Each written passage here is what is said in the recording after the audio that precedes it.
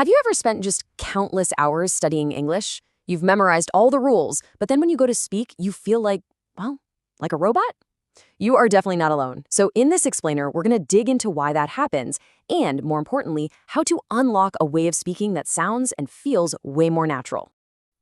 We've all seen this divide, right? On the one hand, you've got textbook English. It's got those long, perfect lines, flawless grammar, but it always sounds a little rehearsed.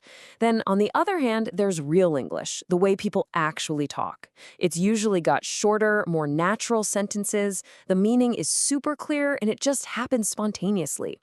The real frustration kicks in when you feel stuck in that first column, but you desperately want to be in the second. So that leads to the big question, right? What even is real fluency? It's this thing we're all chasing, but what does it actually look like? It's possible that the way we define fluency is the very thing that's holding us back. And here it is. This is the idea that changes absolutely everything. Fluency is comfort, not perfection. Just let that sink in for a second. This totally reframes the entire goal. It's not about being flawless, about never making a single mistake. It's about feeling comfortable, feeling at ease in a conversation, the same way you do in your native language. Okay, so how do we get there? How do we find that feeling of comfort? Well, we're going to break down 3 really practical, really simple ways you can start to sound less like a textbook and, more like an actual person. So here's our game plan. It's a simple 3-step path. First, we're going to look at how you actually build your sentences. Second, and this is a big one, we're going to challenge this whole idea of what a mistake is. And third, we'll talk about where you can find the best, most authentic examples to learn from. All right, step 1 is all about keeping it simple. There's this myth that to sound smart or fluent, you have to use these long, super complex sentences.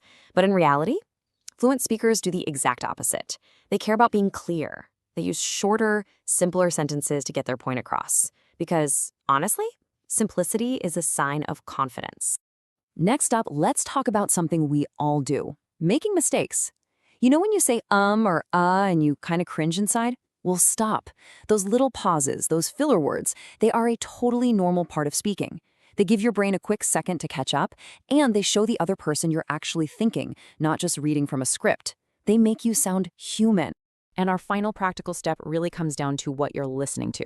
See, if all your input is from textbooks, your English is going to sound polished, yeah, but also kind of stiff. To sound natural, you have to copy how people really talk, in movies, podcasts, or just conversations you overhear. Real English just sounds relaxed, and that's the vibe you're going for. So we've covered some techniques, but this actually goes a lot deeper. It's about a fundamental shift in your mindset. See, real fluency is a mental game. It's about changing your goal from reciting something perfectly to just reacting naturally. Think about it this way. When you're in a conversation and you're constantly double-checking your own grammar in your head, what happens? You slow down, you hesitate, you kill the flow. But when you shift your focus to just getting your meaning across, your speech naturally becomes more fluid, and the conversation just keeps on rolling.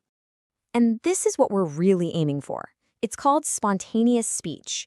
It's not about having some perfect sentence memorized for every possible scenario. No way. It's about being present, actually listening, and then reacting authentically to what you hear. That is the beating heart of natural, fluent communication.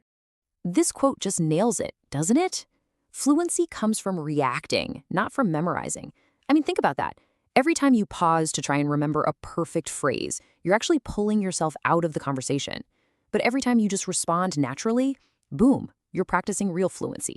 Okay, so let's tie this all together. It is time to set a new goal for yourself. I want you to forget about this idea of flawless, robotic perfection.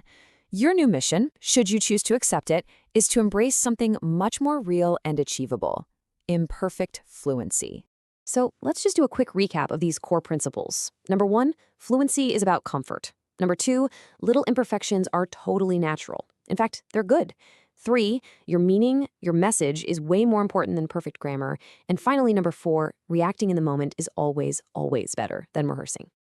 Ultimately, the whole shift is actually pretty simple, but it is so powerful. Stop trying to sound perfect.